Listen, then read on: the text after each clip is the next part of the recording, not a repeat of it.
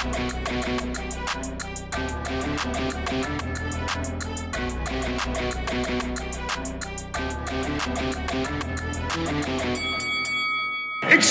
my French.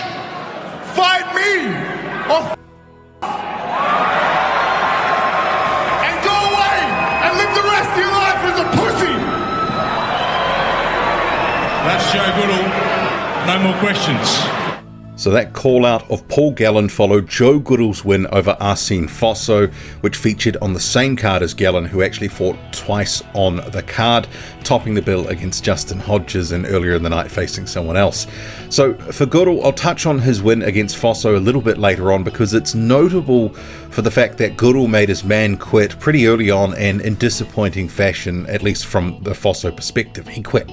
But first, we'll stick with those post-fight comments for a bit, because it was a bit of a slow burn, starting measured from Goodall, then eventually winding up with that F-bomb call-out at the end. This means the world to us boxers, this great opportunity. I'd just like to thank my team.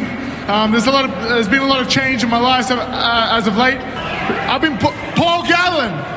I've been calling out you for years. You've been ducking and dodging. Hoodie beat him, Chris Tversky beat him, but that wasn't good enough. There wasn't enough punishment. There wasn't enough blood. I'm the man to give him a bloody hiding. I'm the Queenslander. I'm the Queenslander here. Or Chris Tversky. He's got the Australian title. I want the Australian title, so fight me next or vacate. Back to Paul Gallen.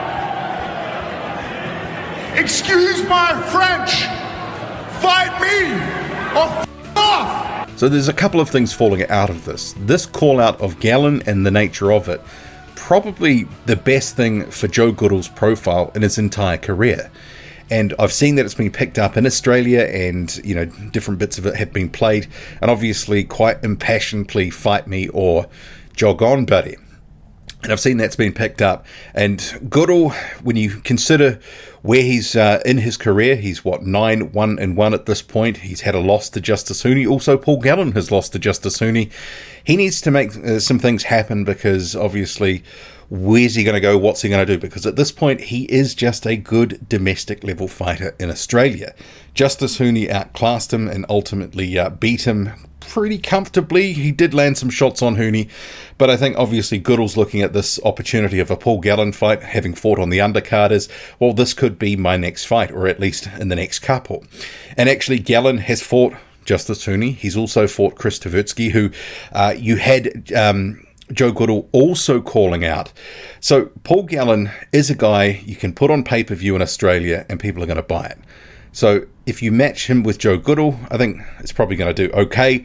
Probably not as well as some of the sort of rugby league grudge match type events that he has had, or he fought Barry Hall, an AFL player, previously.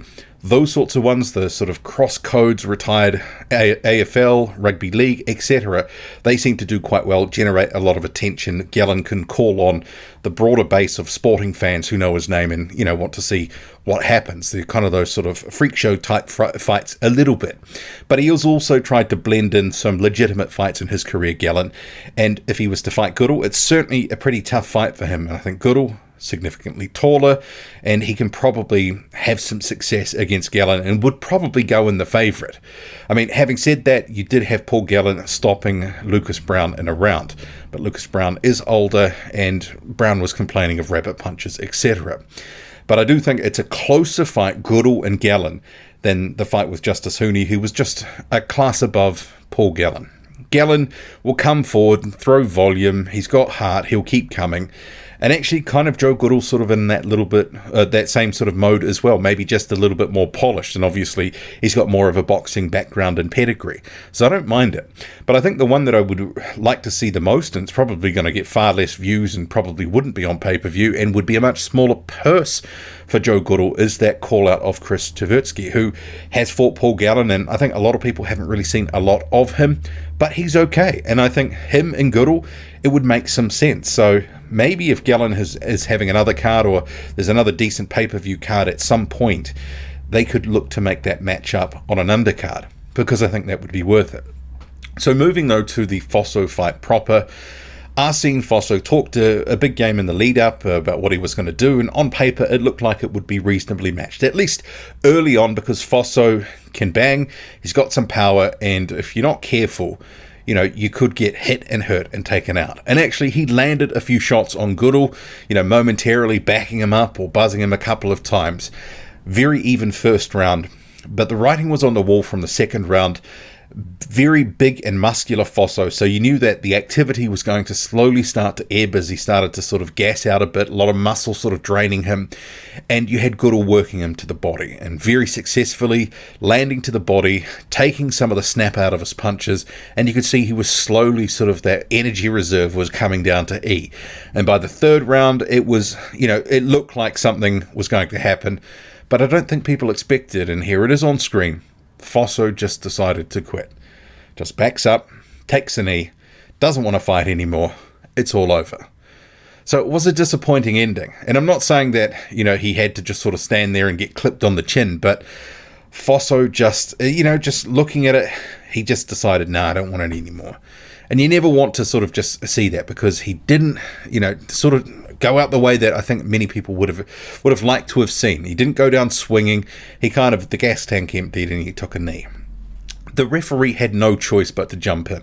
I had seen some people saying, look, the referee was too hasty, but what was he going to do? The guy put his knee down and then, you know, wasn't defending himself. Clearly did not want it anymore. And that's why it's disappointing that, you know, he gave it a go for a couple of rounds and couldn't back it up. And ultimately, there's a stoppage win here for Joe Goodall. And I'm sure Goodall would have liked to have ended it in different circumstances, but I guess it is what it is. Disappointing ending, and Fosso quit. Plain out quit. So what we know is Goodall is a cut above Arsene Fosso. But where in the domestic scene does he really fit?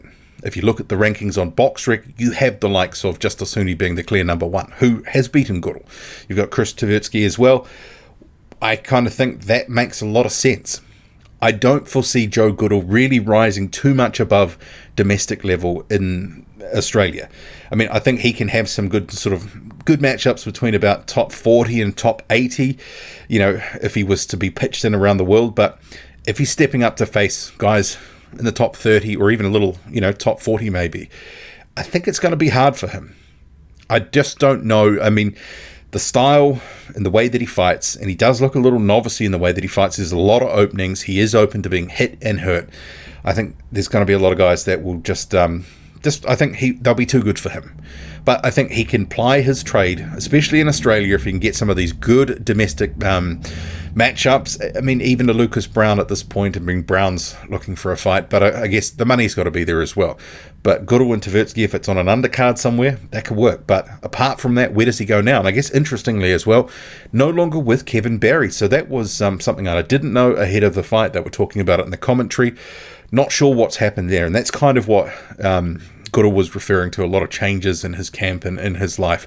So he had been based out of Las Vegas for, what was it, like 9 months, or it was a decent chunk of time, sort of doing what Joseph Parker used to do, living and training with Kevin Barry in Las Vegas, etc.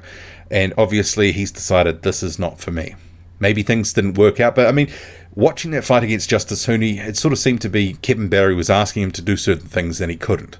So maybe things just didn't work out because he couldn't implement the sort of game plan and style that Kevin Barry likes to sort of his fighters to execute during a fight. And he probably also is quite expensive too. But this wouldn't have been a big payday, Arsene Fosso, but in terms of a comeback after losing to Justasuni, yeah, it was fine. But what next? I guess that's the question. You don't want to be sitting, waiting and watching for 6 months to a year, only for next to nothing to happen next. So, interesting times for Joe Goodall and the what next for his career. Maybe he can look to try to get onto a Matchroom Australia card at some point. You know, the first one is happening soon, later in September. Drop a comment, loud and often, hit like, hit subscribe, follow me on Twitter, boxing_squared. I'm out.